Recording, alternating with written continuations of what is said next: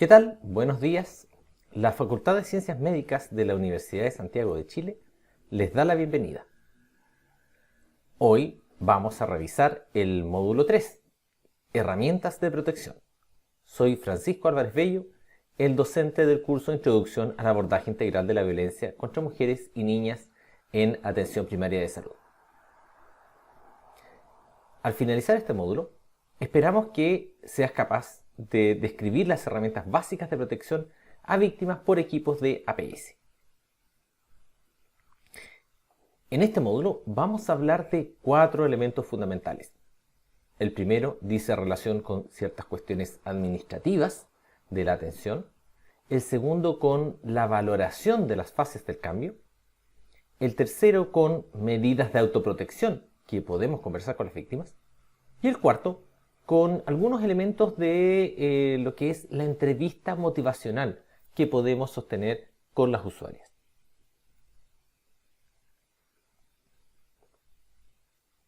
Primero, veamos ciertas cuestiones administrativas. En este módulo discutimos algunos elementos que dicen relación con el registro de los casos de violencia de género, ¿ya? Una de las características del registro de este tipo de situaciones dice relación con que no solamente pueden ser utilizados en el ámbito sanitario, sino que también como prueba en un juicio. Y ello implica que va a ser necesario que sea comprendido por personas que no tienen formación en el ámbito sanitario. Por lo tanto, puede ser leído por abogados, abogadas, jueces, otro tipo de profesionales que van a necesitar revisar esta situación, poder utilizarlo adecuadamente en algún proceso legal. Eso implica, por lo tanto, ciertos cuidados en el lenguaje que vamos a ir revisando, ¿ya? Necesitamos, por lo tanto, que cuando se tomen ciertas notas, utilizar los términos técnicos, pero también evitar ciertas siglas que en el ámbito de la salud los podemos conocer muy bien, pero que en otros ámbitos, ya, insisto, gente del mundo legal les resulta desconocido, ¿ya? Tener en concreto en consideración la implicancia del estado de shock de la víctima, el registro lo más detallado posible apenas se pueda, ¿ya?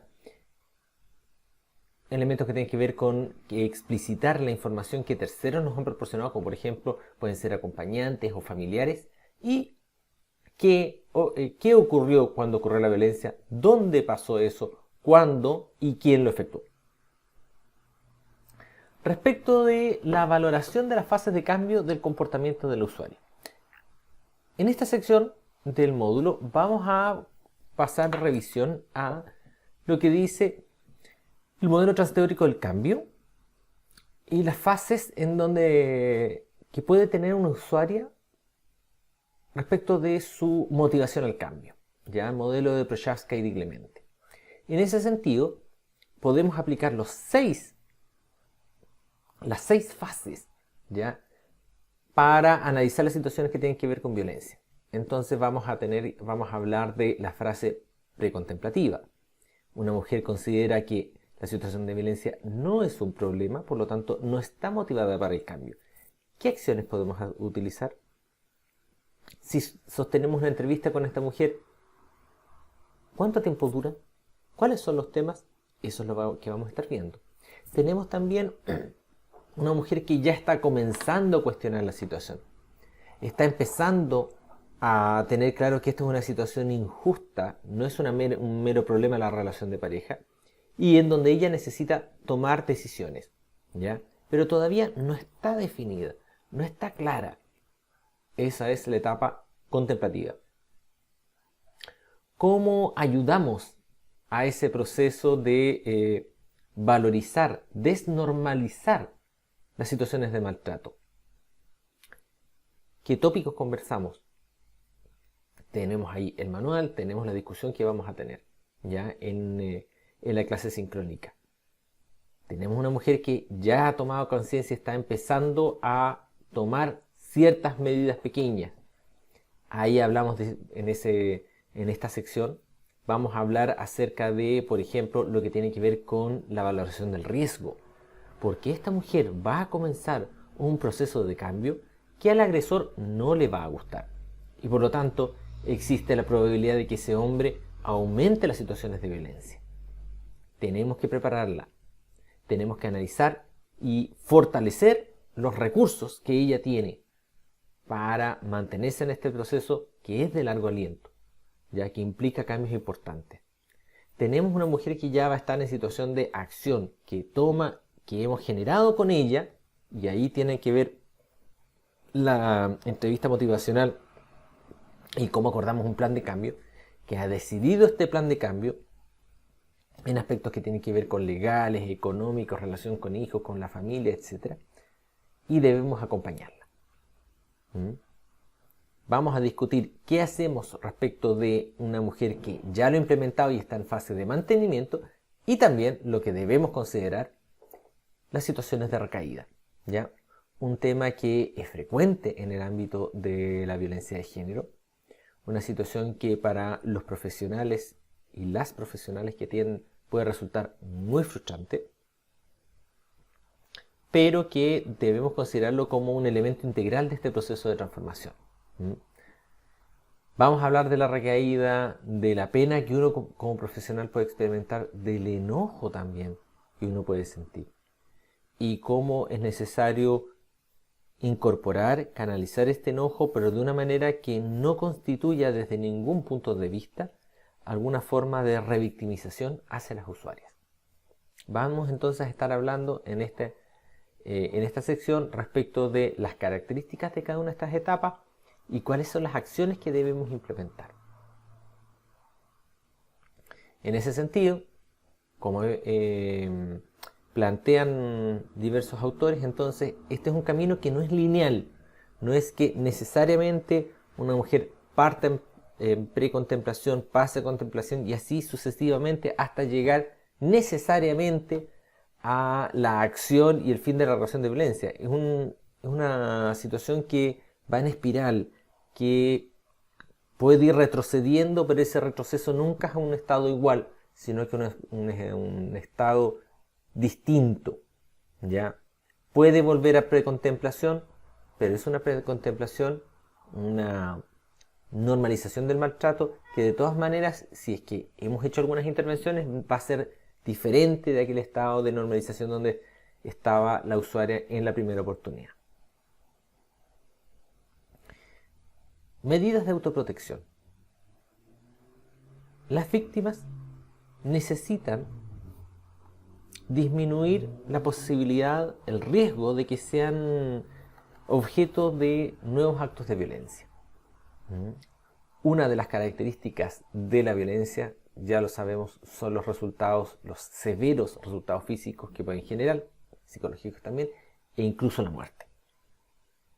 Aquí hay diversas instancias que son responsables de proteger a las víctimas. Ahora bien, ¿qué acciones pueden tomar las víctimas de por sí? ¿Y podemos nosotros conversar con ellas? Entonces vamos a hablar en este módulo de dos tipos de medidas. Unas que son medidas generales, aplicables a la gran mayoría, sino a todas las víctimas, que dicen relación con precauciones que tienen que ver con el uso del celular, que tienen que ver con el uso de las órdenes de alejamiento, si es que hay una denuncia, existe una orden de alejamiento del agresor, cómo usarla, la importancia de que la tengan consigo en todo momento, ¿ya? Vamos a hablar de medidas de seguridad que puede tomar esa mujer en su domicilio. Vamos a hablar de la coordinación que tenga con sus vecinos, con su vecina, con el colegio de los hijos, con el trabajo, etc. Y ciertas medidas que dicen relación con cuidados en el uso de las redes sociales. Ahora bien, también tenemos que hablar de qué pasa si es que esta víctima presenta un riesgo alto de violencia.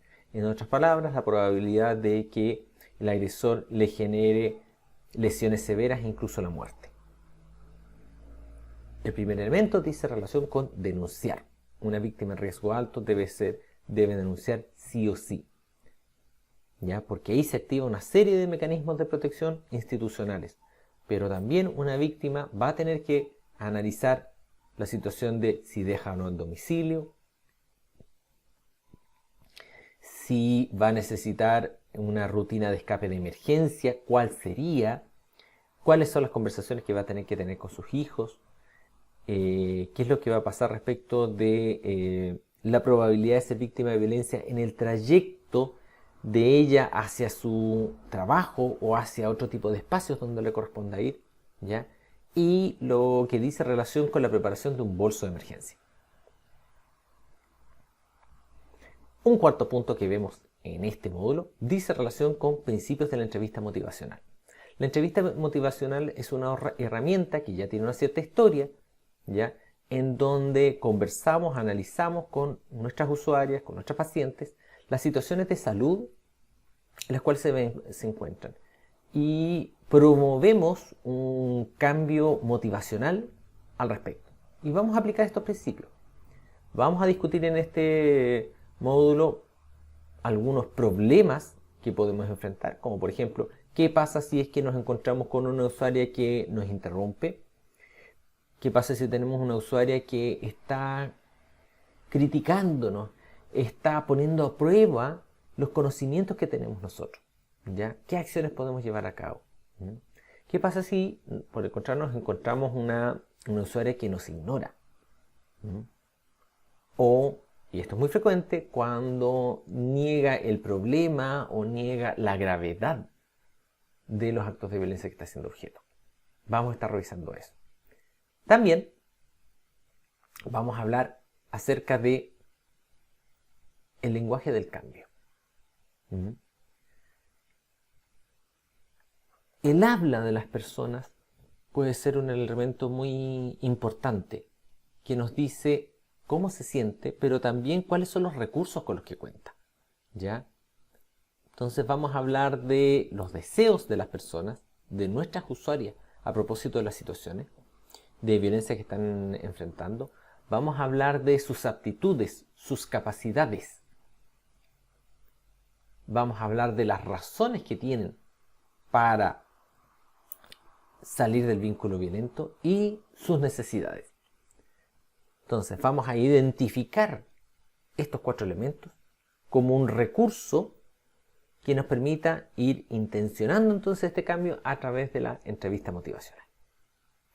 Entonces, en este módulo, elementos centrales que hemos revisado y que vamos a profundizar en la clase sincrónica, que profundizamos en el manual, es que necesitamos registrar de manera detallada los episodios de violencia que ocurren, ya no solamente por su uso por otros profesionales sanitarios, sino que también por su potencial uso legal, ¿ya? Las víctimas pueden ir pasando por distintas etapas de motivación al cambio y esta motivación puede regresar. No siempre es un avance, puede existir un retroceso, ¿ya? Vamos a tener que tomar decisiones nosotros con las usuarias, en donde siempre lo más importante es la seguridad de la víctima. Nunca hay nada más importante que la seguridad de la víctima, ¿ya? Si estamos tomando decisiones en donde eso lo colocamos en un lugar segundo, tercero o cuarto, vamos a cometer graves errores. Es importante que sea cual sea el nivel motivacional, sea cual sea las barreras, la resistencia que la víctima pueda mostrarnos, el respeto, la empatía van a ser las llaves fundamentales para ir ayudando a romper estos obstáculos. Y en este curso, en este módulo, vemos que existe una amplia variedad de medidas de protección que no solamente dicen relación con pedir órdenes de alejamiento en tribunales, sino que decisiones que las víctimas deben tener respecto de sus hijos e hijas, las situaciones de huida, cómo se hace una huida, cómo se maneja un teléfono celular, cómo se contacta al trabajo a propósito de las situaciones de violencia y visibilizarlas, las amistades, etc. Aquí dejo algunas referencias, ¿ya?, que han sido utilizadas para la construcción de todo lo que dice relación con elementos de la entrevista motivacional y el apoyo a las víctimas de acuerdo a sus niveles de motivación, ¿ya? Muchísimas gracias y esperamos que disfruten